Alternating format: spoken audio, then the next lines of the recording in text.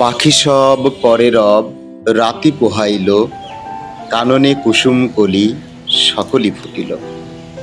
প্রকৃতির সবচেয়ে আকর্ষণীয় এবং অবিচ্ছেদ্য অংশ এবং চিত্রাকর্ষক এই পাখিকুল, যে পাখির কলতানে কলরবে আমাদের দিনের শুরু হয়, প্রতিদিনের ভোরের ঘুম ভাঙে। বাংলা সাহিত্যে ভোরের পাখি খ্যাত বিহারীলাল চক্রবর্তীও পড়েছিলেন পাখির প্রেমে। কবিগুরু রবীন্দ্রনাথ ঠাকুর থেকে শুরু করে কালে কালে যুগে যুগে যত মানুষ এই পৃথিবীতে এসেছেন, সবাই পাখির প্রেমে পড়েছেন বা পাখিকে নিয়ে দুকলম লিখেছেন।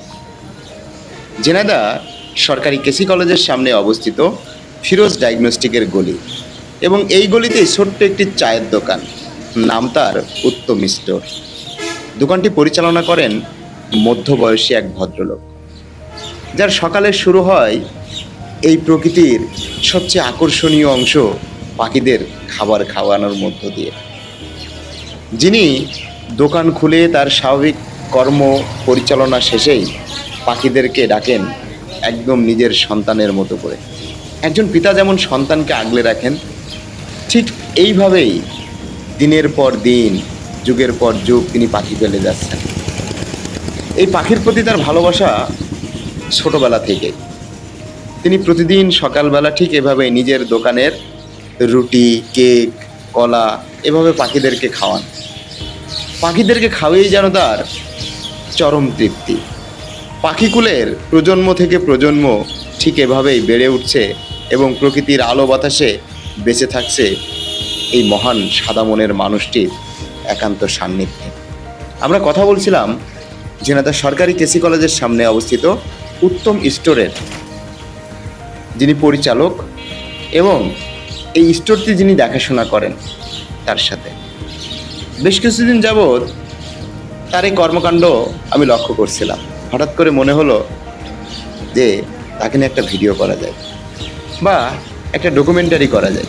তো সেই আগ্রহ থেকেই আমাদের এই, যেখানে আসলে মানুষ মানে পৃথিবীতে খুন খারাপি কিংবা হত্যাযজ্ঞে ব্যস্ত, কিংবা মানুষ যেখানে মানুষকেই এক মুঠো খাইতে দেয় না, সেখানে এই ভদ্রলোক তার সাদা মনটাকে কিভাবে উপস্থাপন করছেন, যে অসংখ্য পাখি চারিদিক থেকে ছুটে আসছে তার দেওয়া খাবার খেতে। এ যেন মানে পিতার কাছে সন্তানের মানে অতি আকুতি। দেখেন সবাই চারিদিক থেকে কিভাবে পাখি ছুটে ছুটে আসছে, আর তিনিও যেন পাখিদেরকে খাওয়িয়ে চরম পরিতৃপ্তি লাভ করছেন।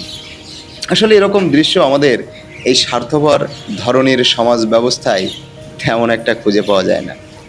তারপরেও আজকের এই দৃশ্যটি আমাদের হৃদয় ছুঁয়ে গেছে। আমরা কথা বলবো, ছবিতে যে ভদ্রলোককে দেখতে পাচ্ছেন ইনিও পাখি পালেন এবং পাখির জন্য নিয়মিত এই দোকান থেকে বাসি রুটি নিতে আসেন, খাবার নিতে আসেন। প্রাত্যহিক কর্মকাণ্ডের সাথে চলে পাখিদের প্রতি ভালোবাসা এবং দেখাশোনা। পাখি এখানে কম করে 5 বছর চলছে এইভাবে। হ্যাঁ, কিন্তু দোকানদারির বয়স আমার মেলা দিন, দোকানদারির বয়স মেলা দিন, কিন্তু চলছে 5 বছর। হ্যাঁ, এইভাবে দিই।